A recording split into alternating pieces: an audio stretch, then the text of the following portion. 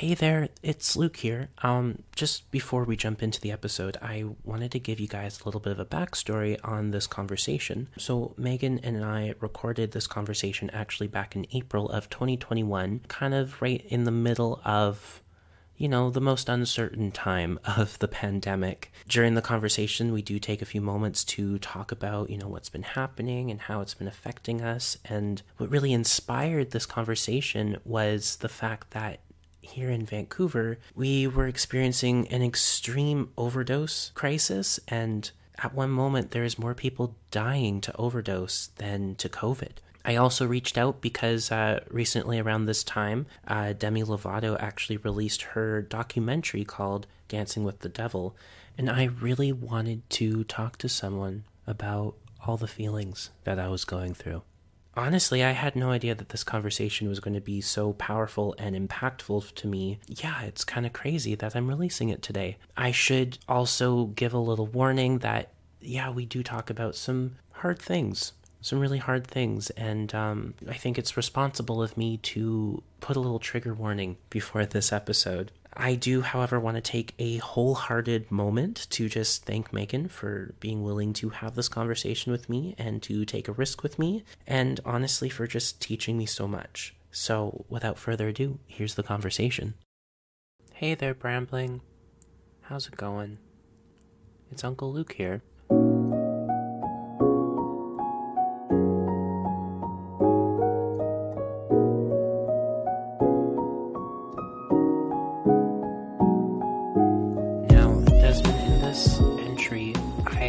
Invite my lifelong friend Megan Largy to come have a deep, long, difficult, uncomfortable, awkward, brave conversation with me.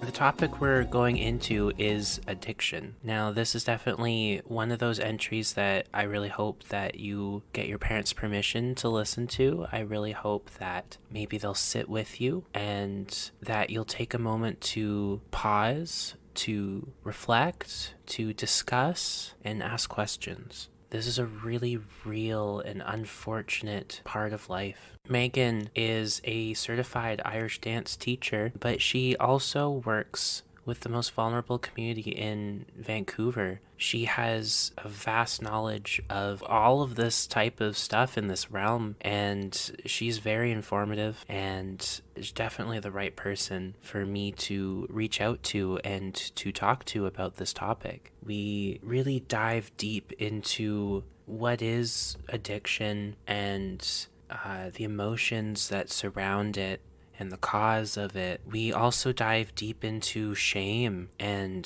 why it's kind of a useless emotion. We also dive into gaslighting and toxic positivity. Then we kind of just ended off with a really nice rapid fire questions that kind of lead into us reminiscing about our old Irish dance days. This is a very powerful, deep conversation that I'm really proud of, and I really hope that you enjoy it.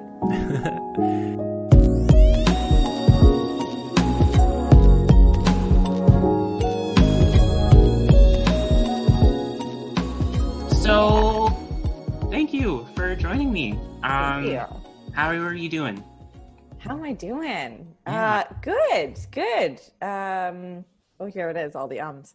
Don't worry. Life is weird. We're in a pandemic. We're hitting, I guess this is phase 3 of the pandemic. I feel like I've even lost count of what's even happening with it. I don't even know. Like, wasn't the first phase like 16 years ago, but also not? That also seems completely correct. Like, I don't even know what time is anymore. No. Somebody said that at work last night, one of the participants, and so they went in their booth, and she came out and she's like, man, time just like slips away when you're in there. It's like, time is a construct. Like, there is no such thing as time anymore. It's just a guess on everybody's part. Absolutely. Well, I just wanted to start off with like one of my earliest memories of you, because I remember telling you this once, and I remember what you said. No. But I'm just going to say it again. I remember being like 2 or 3 and living in Surrey. We were really close neighbors, and I remember just having a tantrum, like the first ever real like grump tantrum that I could really remember. And I just didn't want to talk to anyone. I like slammed the door to my room, and a few minutes later I heard a knock. And I just remember shouting just like, if it's not Megan, then get out. And Oh. then guess who walked through the door? It was you. Oh my gosh. It's very symbolic of what our relationship has been throughout the years. Like, even though when we connect, it has been very spaced out, that whenever, say, like my mom or I would call or just, like we need help, it'd usually be you or your mom coming to rescue us. Like, no questions asked, just like, we're there to help. Like, I remember Nashville, one of our nationals, I was puking and everyone was puking in our room, and like, no questions asked, like, we need help, and your mom just was right there, you were right there, we're just like there to support each other. So thank you. Oh, that's so sweet. My heart. Oh, Yeah. that's so sweet. I just also want to just start off with one question. Just Yes. would you be down just tell me your story?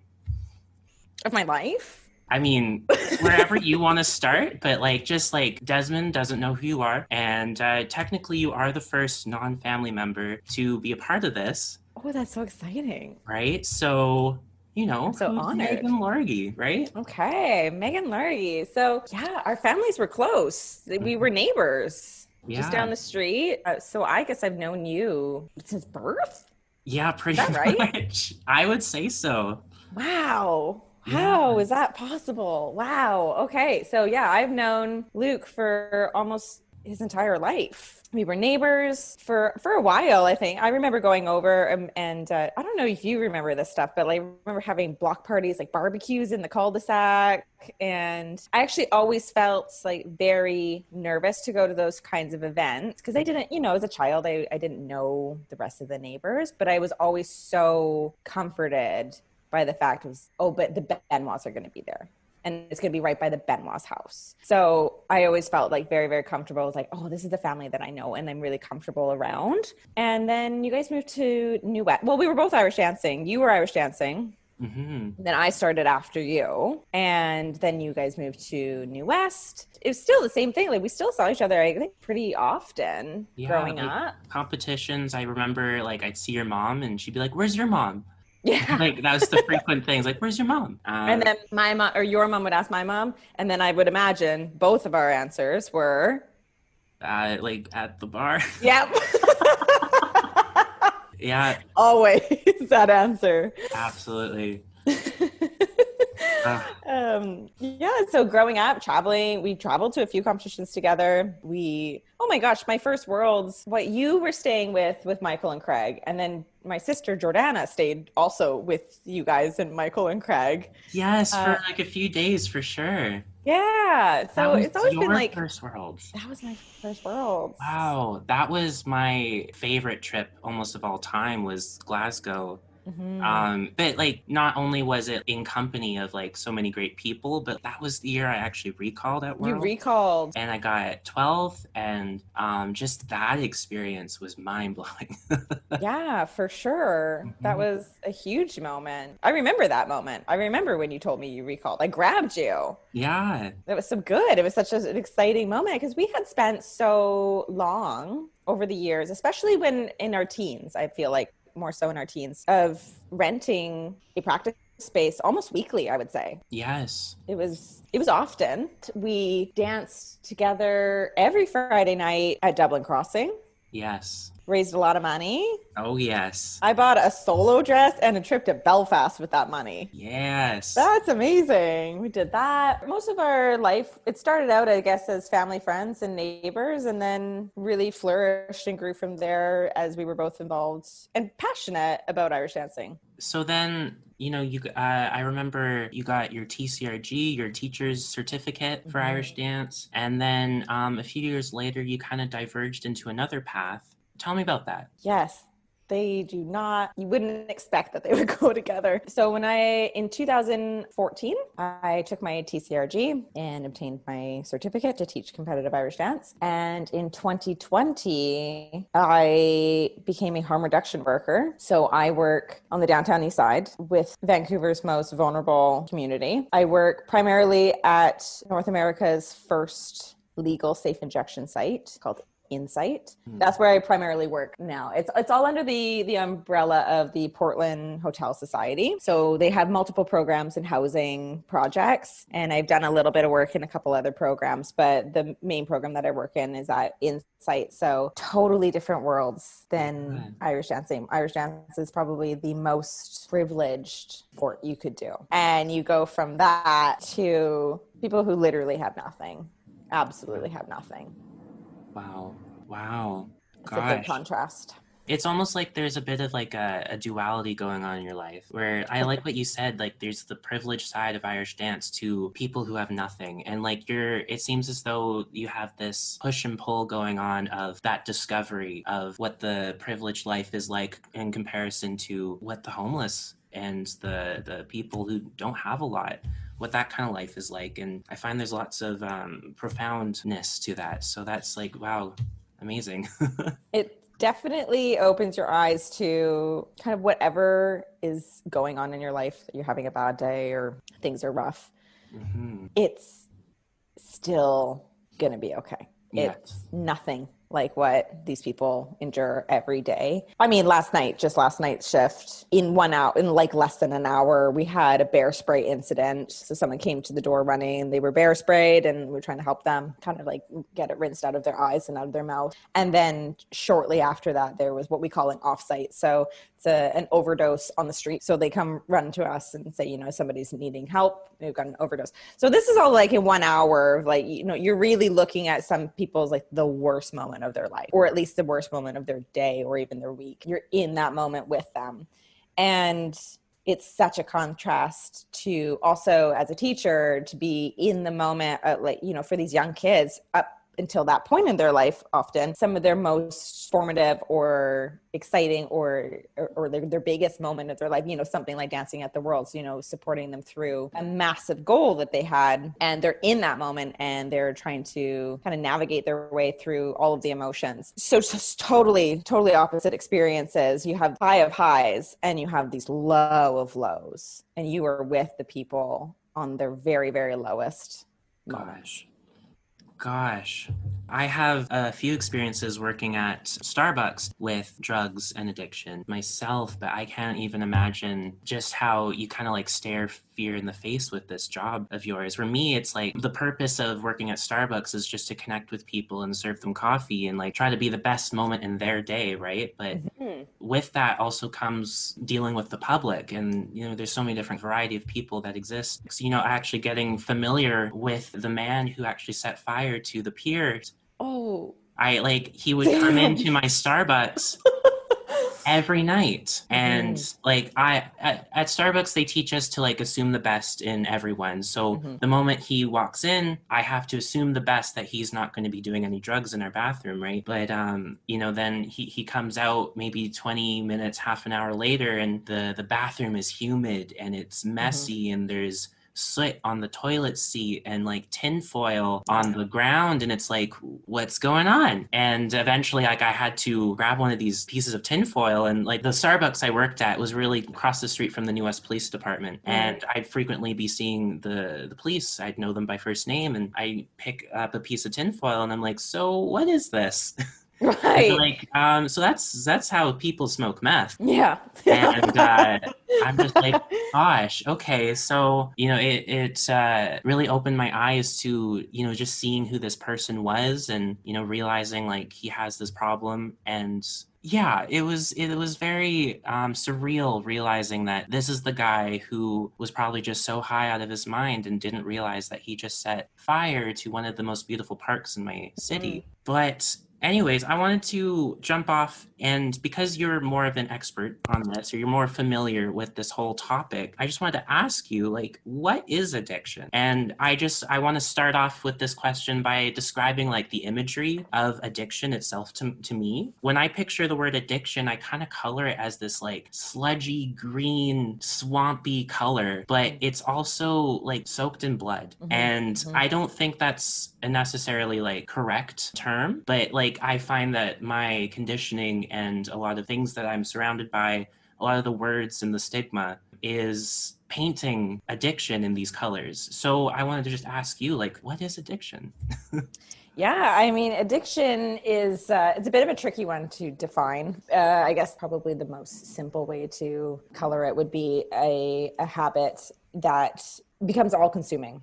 And with substances, you are getting, I mean, on a chemical level, you're getting more of like a dopamine response. And so there is that addiction or attraction to receiving that response like in your brain more and more often. We color addiction with substance use so easily. And there's a lot of stigma with that. However, there are so many things that can be addiction. You know, there's addiction to, actually, I was just reading this earlier.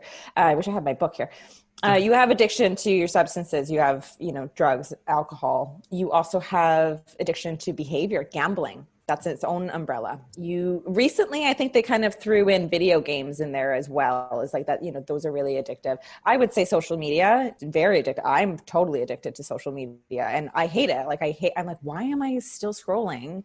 I don't care about any of this. And then another like 25 minutes goes by. I'm like, I'm still on here? Like, what am I doing?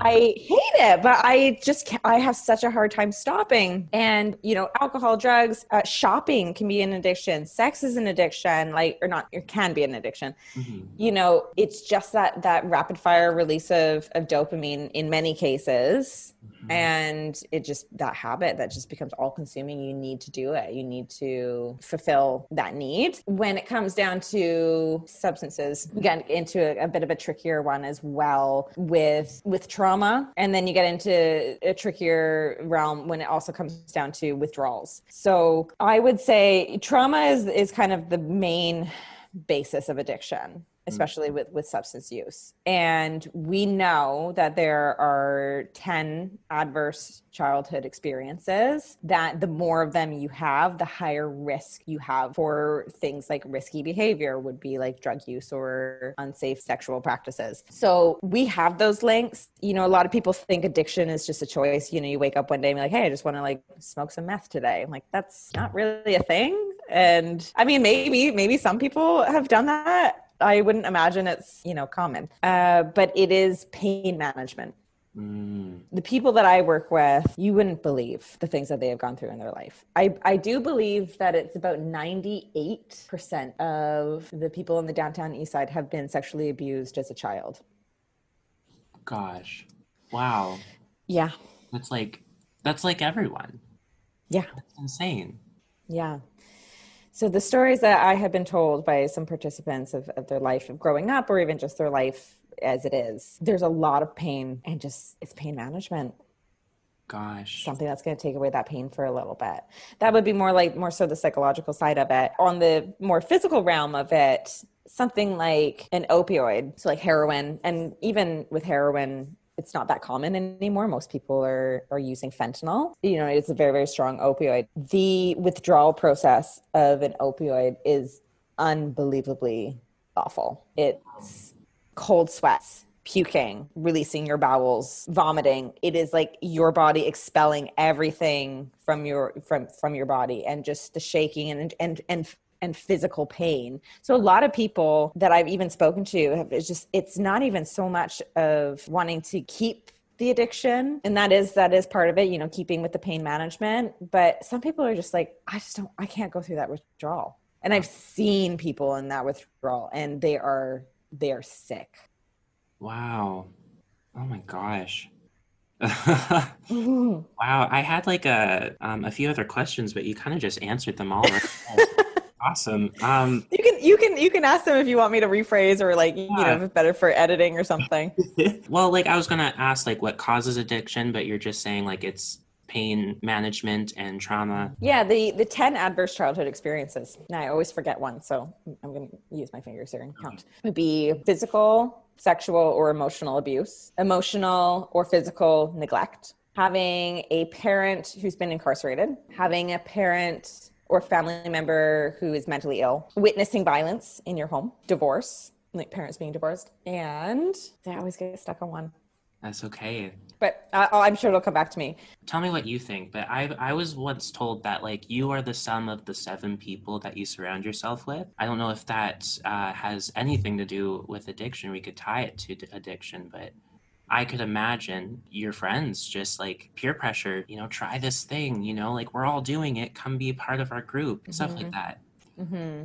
I just remember the other one, Oh, having a family member who struggles with addiction.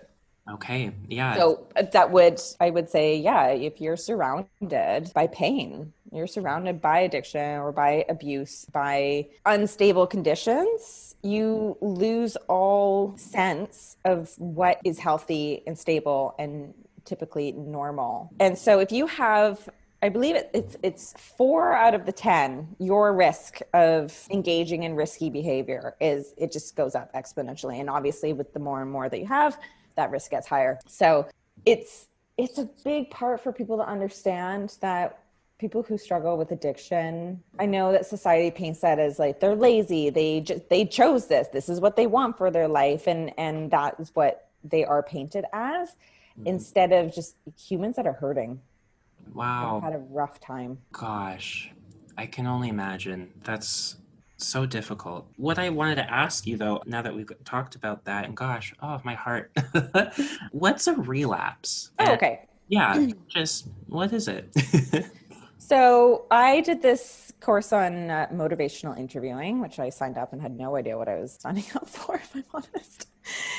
And part of this was talking about the change cycle. So somebody who's trying to stop using. Right. And part of this change cycle you're going to hit, we talked about lapses and relapses. So a lapse would be, maybe you haven't used, let's say you haven't used in a year, and, you have one night. What would be the best? I guess alcohol might be the best example here. So you're an alcoholic, you haven't drank in a year, you have one night, you quote unquote, like slip up, you have a glass of wine, maybe 2. And you're feeling like, oh, what have I done? I've relapsed, have I relapsed? And did I just throw everything away? And you have a lot of guilt and a lot of shame with it.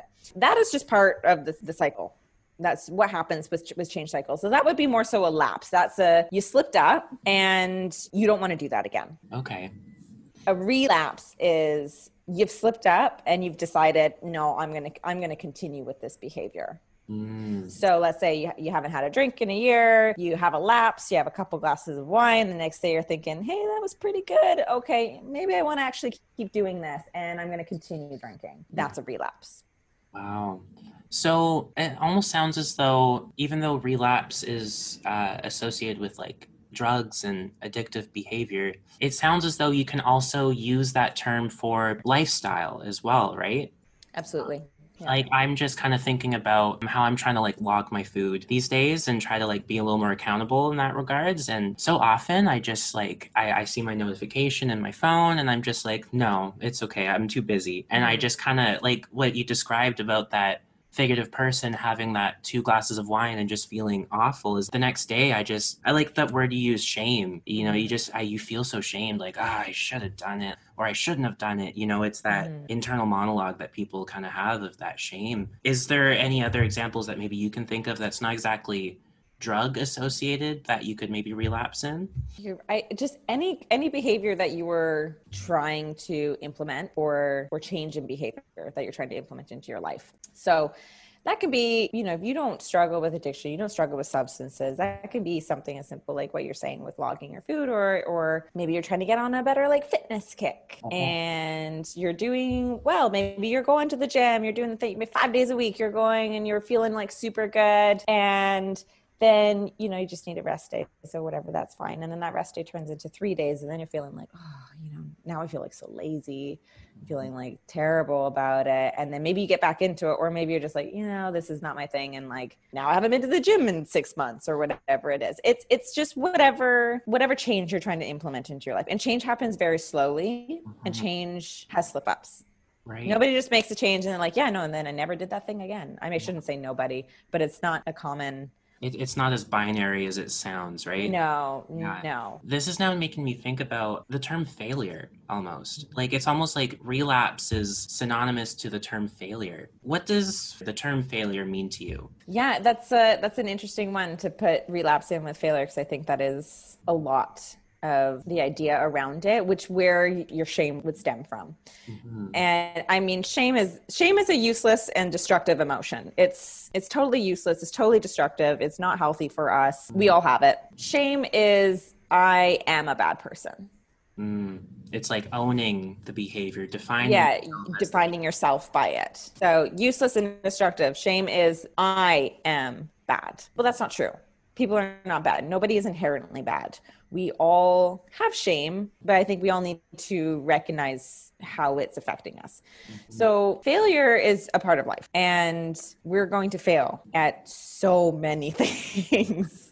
So many things. You know, you're going to fail personal goals. You're going to fail relationships. You're going, whether they be romantic or friendship or, you know, community. You're going to fail school projects. You're going to fail job interviews. There's so much failure in life, but that's great, because how do we ever grow without failure? If we just got everything right the first time, A, that's not very interesting. B, we don't become better people. And you know that it affects us, it affects others, and it gives an opportunity to see, how did my actions affect somebody else? How did my actions affect myself? What did I like about it? What did I not like about it? And I feel that failure is actually often a time for you to kind of like reset and try it again. Yeah, I love that. I was just doing some research, and there's this professor from Harvard. Her name is Dr. Sarah Lewis. She wrote this book called The Rise, and she talks about failure like almost extensively. The whole book is pretty much about failure, but it's only really mentioned like once or twice, which is kind of interesting. But she doesn't really subscribe to the word failure. Apparently, what she describes is that it was originally used for describing bankruptcy, when you like kind of just run out of money, like you failed in that regards. But she prefers to use a more poetic term called blankness, and blankness is referring more to of the washing away and then the limitlessness that follows. Oh, I love that. Right? It was so mind blowing when I first heard that. And it's so true. But then she kind of goes off into describing that the enemy of blankness is shame. In order to experience that limitlessness, we got to relinquish our shame. Just like, oof, you know, that was one of those oof moments, like, ugh, it hit me. For sure.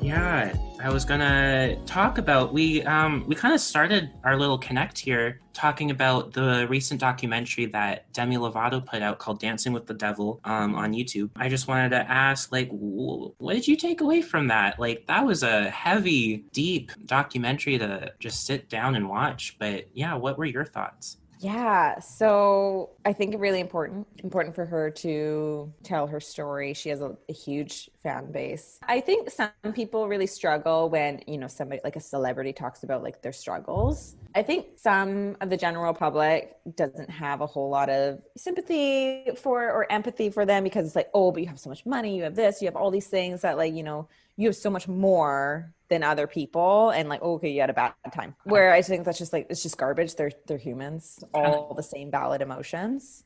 I feel like this documentary is kind of where the privileged perspective of Irish dance kind of meets the harm reduction side as well. It's like right in the middle, there's this documentary where we see someone who is quite privileged in her life, but literally drowning in this addiction, right? So that's very just interesting.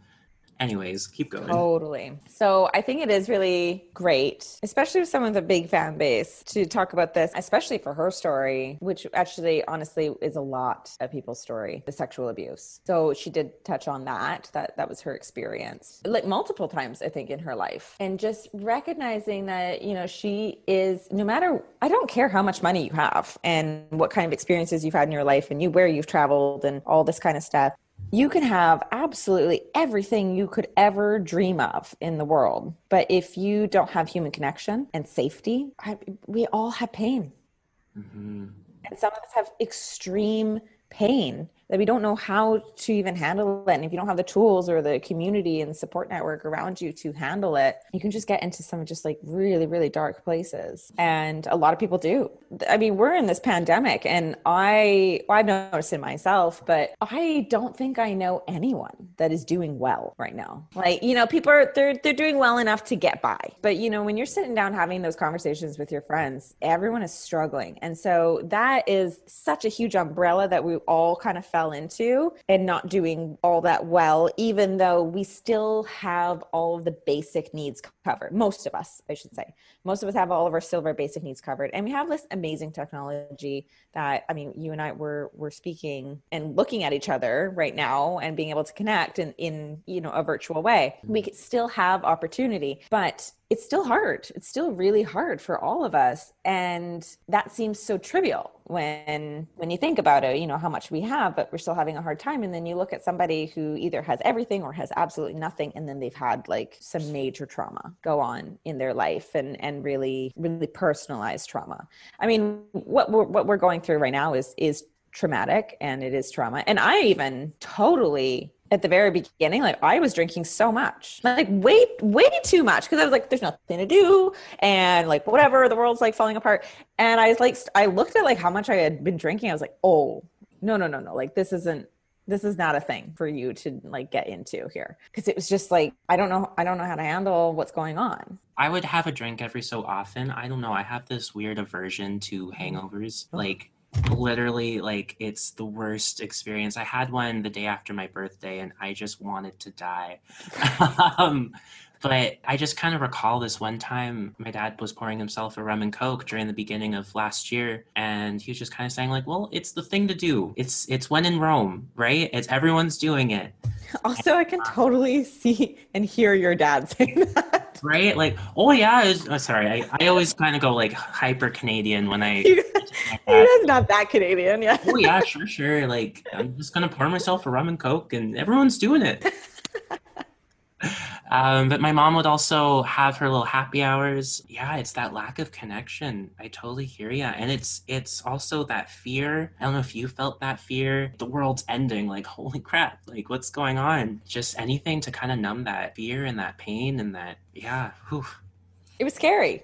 It was scary. No one knew what was going on. It was all seemed totally ridiculous. And all of a sudden, it was just like the world was shutting down. And it just seemed so impossible that could happen. That not only was it businesses and restaurants and restrictions on seeing people, and then borders were shutting down. All of a sudden, it was just like we were just isolated in just like these tiny bubbles with almost no warning. I felt like, it happened so quickly. We had heard about the virus in China. I feel like I had heard about it for the first time in like January or something. And I so like ignorantly of me, and also, check my own privilege of, oh, well, that's in China, right? Like, and I'm just like so like disgusted with myself that was my reaction. I had a similar reaction too, because I remember the SARS outbreak that happened, and it was over before we could even really realize it happened. And I'm like, well, it's probably the same. Totally. That's what I thought. Like, it's over there. I don't need to worry. We're fine. But no. No, but I mean, on the other side of it, just tying this into, addiction and things like that. Well, I mean, I think we saw a lot of people kind of maybe having a personal understanding of pain management. Yes. A lot of people kind of, turn to something to calm down the stress and just the unknown. But this pandemic is how I got this job, basically. Wow. So I had been trying to get into, like kind of putting my foot in the water, dipping my toe in to try and figure out how can I be involved in harm reduction. And this pandemic, just like everything just blew up. They needed more people. Oppenheimer Park, they were shutting it down and they were moving people to more and more temporary shelters, and they needed people. And I had heard from a friend that PHS was hiring, and I just thought like, okay, this is my chance. And I remember talking to friends and they were like, are you serious? Like, I know you wanted to do this work, but now you're going to be on the front lines in a pandemic. And I was like, I guess so. Yeah. Here I go, and even then, like how much the practices have changed because of the pandemic. There was at first, we didn't have to wear masks just if we were going to be coming in close contact with people. And then if there was an overdose, we weren't using oxygen on people. We were only using Narcan, no oxygen. And then that practice changed, and it just has changed so much in the year. And now we have full PPE on, and if there is an overdose, we have to have our N95 glasses, and we are allowed to use oxygen again. But yeah, it's everything blew up. Yeah. Gosh. Wow. I just wanted to reel back to the documentary with Demi Lovato. Yes. Oh, yes. We got No, so far off the sun. no, hey, we need to talk about what we're going through with this pandemic because it's just so real, and to hold it in is not helping anyone. So thank you for telling me your story about that. Is oof, you're so brave. um, but I kind of wanted to quote, his name was Charles Cook. I kind of looked up his name, and he was the case manager for Demi Lovato. And he went on to say how a lot of people would say, like, how could you do this when someone relapses, right? How could you do this? And he describes that that's coming from a place of someone else wanting you to be okay, right? Versus him holding his heart and saying, oh my gosh, you must have been in so much pain, right? So talk to me about that. Hmm. That is, that was a big Mhm. moment for a documentary that's so easily accessible to the public to hopefully understand why people use. Yeah. They use because they're in pain. It is so hard to be on the side of supporting someone that you love through addiction. It's so hard because you do feel like, please don't do this. Hmm. And this is why I love the harm reduction model of meeting people where they're at, understanding that this is what you're doing at the moment, and how can I love and support you through this. And I mean, what we do at Insight and with PHS, even just the physical side of it of, okay, I understand that you're going to be doing drugs, and we're going to give you clean needles. We're going to give you sterilized water. We're going to give you all the things that you need to do it so that you're doing it in the safest manner possible. And you're going to do it on our facilities so that if anything goes wrong, we're in an overdose like crisis. Anything goes wrong, you have people here who are going to save you, that you are not going to die while you are here. Hmm. And I have been the person, a very, very, very dear, I would consider a sister, struggles with addiction. You want the very best for the people that you love. And everybody thinks that they can make better choices for other people, right? Being like, oh no, you just have to do this. I'm going to, if you do this, things will be better.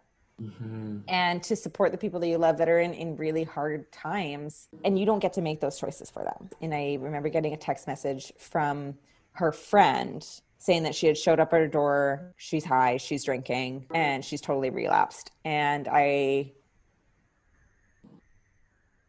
just like, it was just so hard, but still you just worry so much about your loved ones. And so I ended up leaving class. I brought an Narcan kit over just in case. And, you just have to see them for who they are Yeah.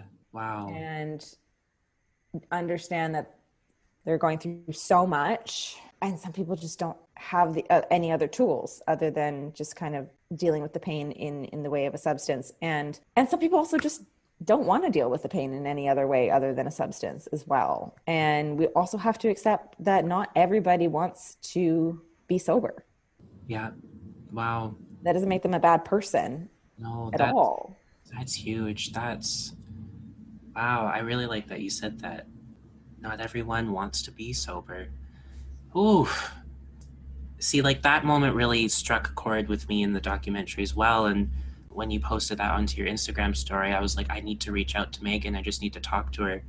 I've been doing a little more learning as well. There's this doctor, her name is Susan David, and she's an emotions researcher, and she has a few TED Talks as well. She did this exercise that I heard about, very easy, and I'll use the pandemic as like an example for me. What she's asked is, write down your fears or just list out your fears, right? So like for the pandemic for me is like we were describing, like I'm frustrated, I'm confused, I'm in pain, I'm like sad, I'm lonely, I'm feeling disconnected, right? And there's so much importance in feeling those things though too. What she goes on to describe is like a lot of people, they'll ask you to flip over the page and then start listing the things that you're grateful for. Mm-hmm. this is toxic positivity, is what she Mm-hmm. goes on to describe. It called me out because I am so guilty of being this person for people around me. And it called me out. And I totally, she said is that when you ask people to be more grateful, what you're really telling them is that my comfort level is more important than your reality. Absolutely. I just had to stand there and like hold my heart and be like, oh, you know? Absolutely.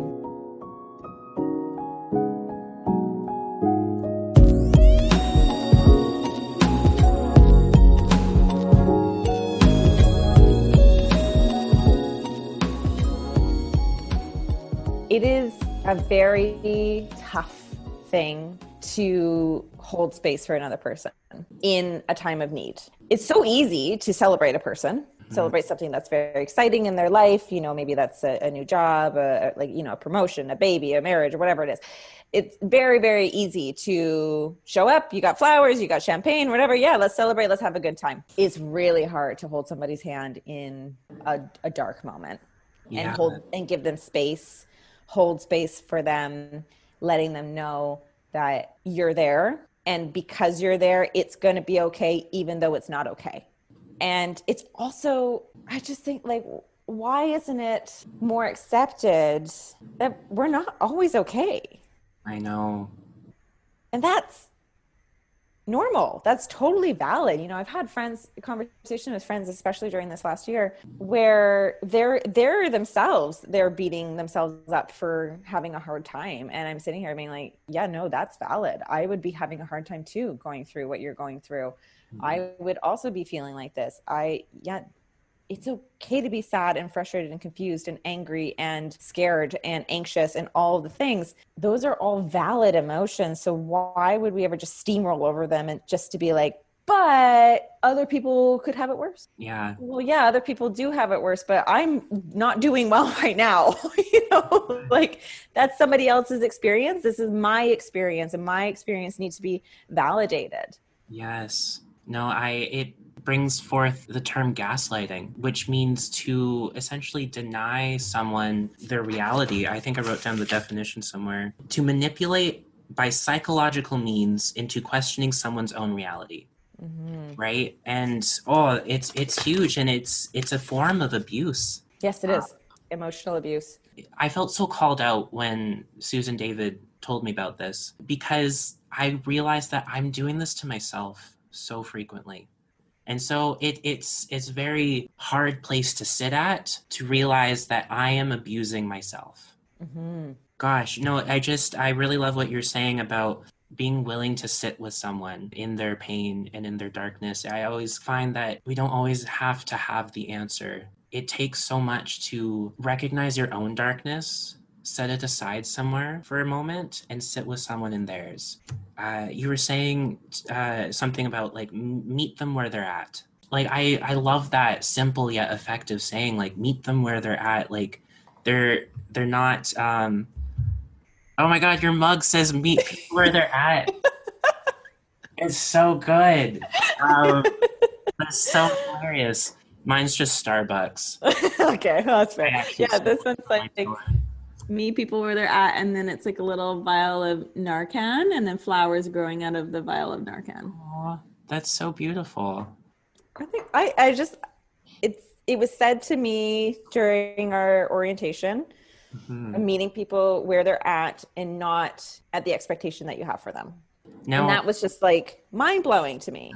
Now, my question is what if you can't meet someone where they're at?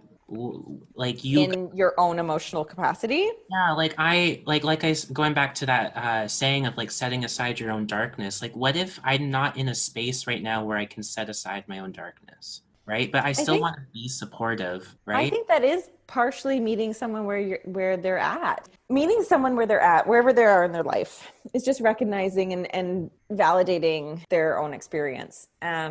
We as humans don't have an unlimited capacity to support, and some have greater capacities, some have smaller capacities, and that's all totally fine. The main thing is it's not unlimited, and we cannot give space and give support if we're not looking after ourselves as well. I kind of think that like looking after yourself as well is part of meeting people where they're at, so that if you're looking after yourself, kind of filling up your own cup, then you're able to give from your cup. Mm-hmm. And sometimes that timing is not going to always work out where, you know, you're feeling you can give enough to somebody to support them in their time of need. I think a lot of people feel like if they don't have that emotional capacity in that time, or mental capacity even in that time, they feel like, going back to failure, they've failed the person, or, you know, like that they've let somebody down. And there's just so many other ways that you can still support and love a human without actually being right there with them. You know, a great way is, a young girl came up to me. She called me one night and was like hysterical. She was in a really abusive relationship with her boyfriend, and there was a lot. I have some tools to help somebody through a situation like that, but I am not a counselor, and I do not have all of the tools. So I can do my best at that time. And then I reached out to, well, then who do I know who have the tools?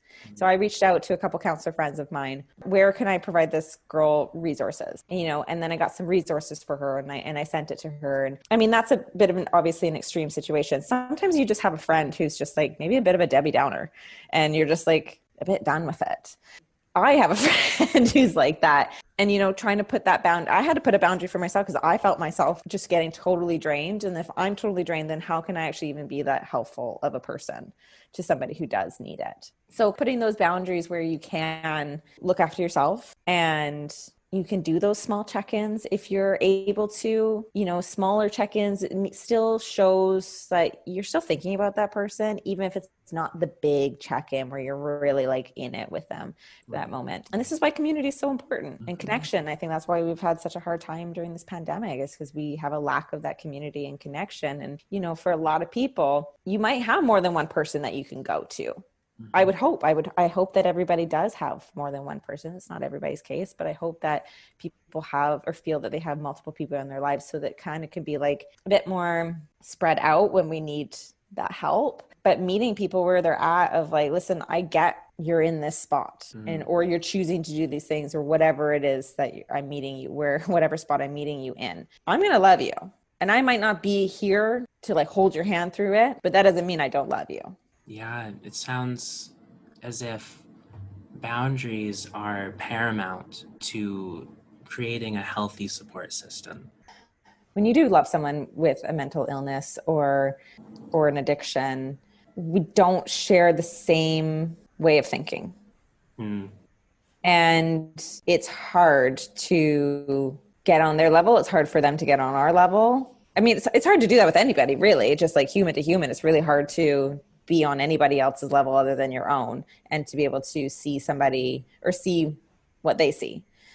That in itself takes a lot of work. And then you add something else like a mental illness or an addiction, and it becomes really hard, because you do love that person and you want to be there for them, and you don't want to feel like you're abandoning them. But by putting those boundaries are often there to really, they end up helping that person by creating a boundary, and it might feel terrible for you, but then it just becomes more opportunity for them to maybe connect with people that can help, that have the tools, that have professional tools, and that aren't as close.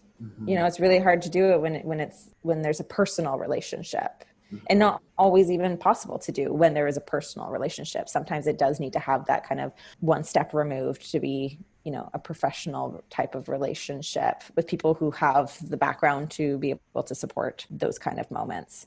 There's so much gray area, right? Totally.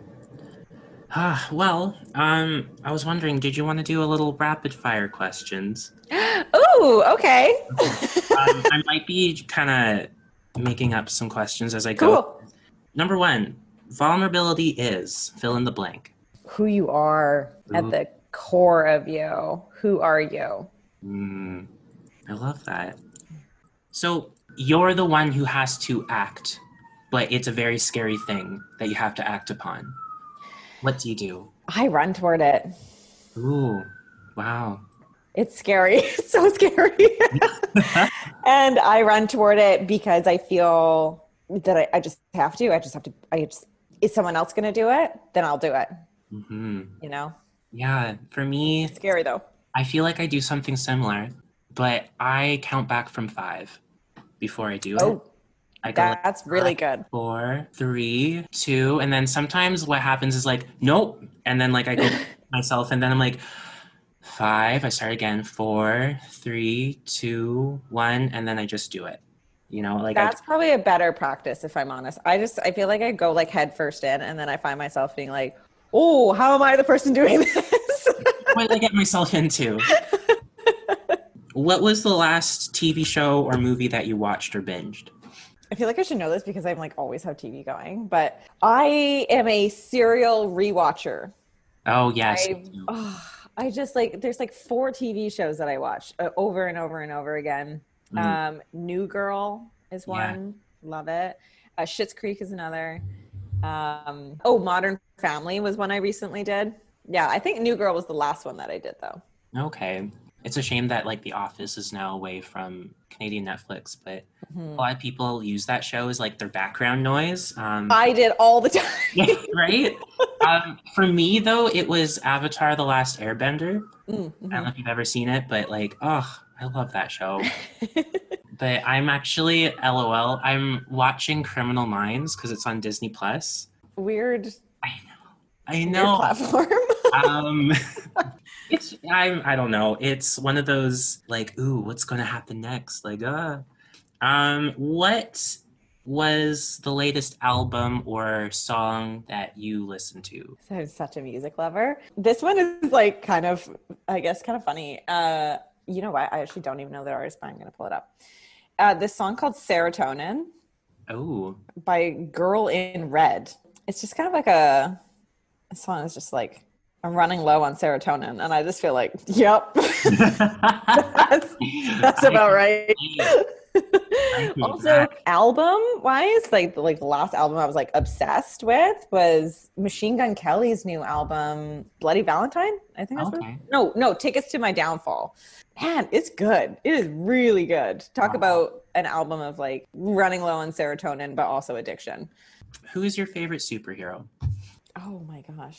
Do I know a superhero? What, like, wow. I mean, it doesn't have to be a typical superhero. I want to say there's so many I can choose from, but the only one I can think of is Spider-Man. Nice. Which is like pretty ironic because I absolutely hate and am terrified of spiders, but I don't know why that's the first one that I'm like, yeah, probably Spider-Man. Yeah. Well, I find him so just charming, and he's always like making jokes while he's like fighting people. Totally. It's just like, just like average. I guess they're all kind of just average guys living a dual life and, like swinging around the city. I don't know. You can get places faster. It seems like pretty good. Totally. And maybe I'll just end it off. Like, what was your favorite Irish dance memory? Oh my gosh. How do you pick one? I know. I have one that really stands out in my mind. Okay, what's yours? Maybe that'll give me help with mine. It was at the Glasgow Worlds, and I was just walking onto stage to dance my reel. And, like, I don't know if you've ever related to this, but, like, there's always that, like, first dance jitters when you're at a major, where it's like, oh my gosh, I gotta go out, do my hornpipe or do my travel jig. And, like, first time dancing on that stage, and there's just, like, that, like, intense nervous energy. But then once you finally finished, you're just like, well, that was easy. I can do my reel, like, or slip jig or like whatever you're about to do. And I just got over that first dance jitters, and I was just like really feeling it. I was just like, yes. Stepped onto that stage, and the real music goes, and I'm pointing my toe, and like my dance starts off with like a cut, right? Like cut 1, 2, 3, 4, up, click down. Oh my god, I even remember that. I remember that step. That's so awesome. I remember that step. I remember but like 3C captains too. That was my set at that world. I just remember, screw it, I'm gonna do a double cut. I'm not gonna do one, I'm gonna do 2 cuts.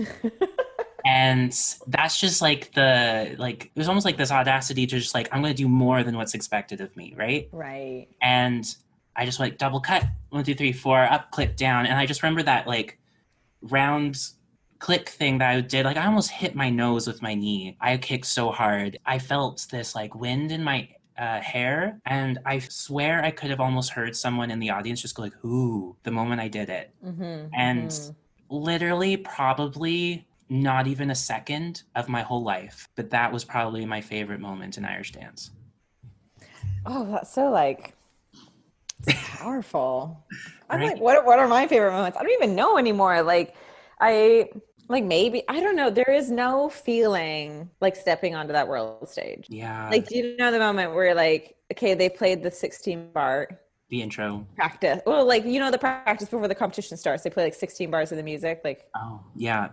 and then when that stops, and then like, what's his name? Dan Armstrong's. I was just like, all right, we got the first couple competitors on the stage. And you're just like, oh my God, it started. We're doing this now. We're doing it. I've been like waiting all year, and like now is the moment. And then like stepping out, and it's like the bright lights and the on the Marley on the stage, and you're just having this moment of like being like so focused. And also it's now, and also there's how did I get here? And also it's why me? I felt like that was a big one that I had dancing of like, how did I get here? Like, why was it me that got into Irish dancing somehow and then got to the level where I'm going to the Worlds, and like now I'm on this stage? Like it's a bit like existential, like, like, you know? Good word. I had that moment a lot. Wow. A lot dancing. And I think, I don't know, I guess maybe in my competitive career, I guess maybe winning the Oireachtas was probably Oh, I remember that. a good one. I feel like that had been a goal. I remember you were talking about this, but like sometimes when they would give the girls their medals, it would like sit awkwardly on their wig. Yes. And you're just like, I don't want that weird metal wig hair. I don't want it. I don't want it. And there's all the pictures of you like you're crying, but there it is. The weird metal, because my wig was like massive. Huge. It was so big. And like, that medal's around that way. I mean, now, like, even as a teacher, like when we do awards, I'm like, I'm not putting your medal around your head. Like, here, I'm going to hand it to you. You want it around your neck. You deal with the wig thing. Yeah. Like, that's so right. I will give it to you. But honestly, if I'm honest, like, I think my best moments of Irish dancing have been as a teacher. Wow, that's so cool. Yeah, Megan, thank you so much for sitting down and talking to me. It was so great. So like the flow was so good. Yeah, thank you. But like, I know this was a heavy topic, Desmond, to listen in on. I hope mom and dad were with you during this. And if you have any more questions, just always reach out. And yeah, I love you, Desmond. I can't wait to meet you. I'd love maybe one day Megan and I could dance for you, like we used to do our two hands. Two-hand. And yeah, anyways, have a good day.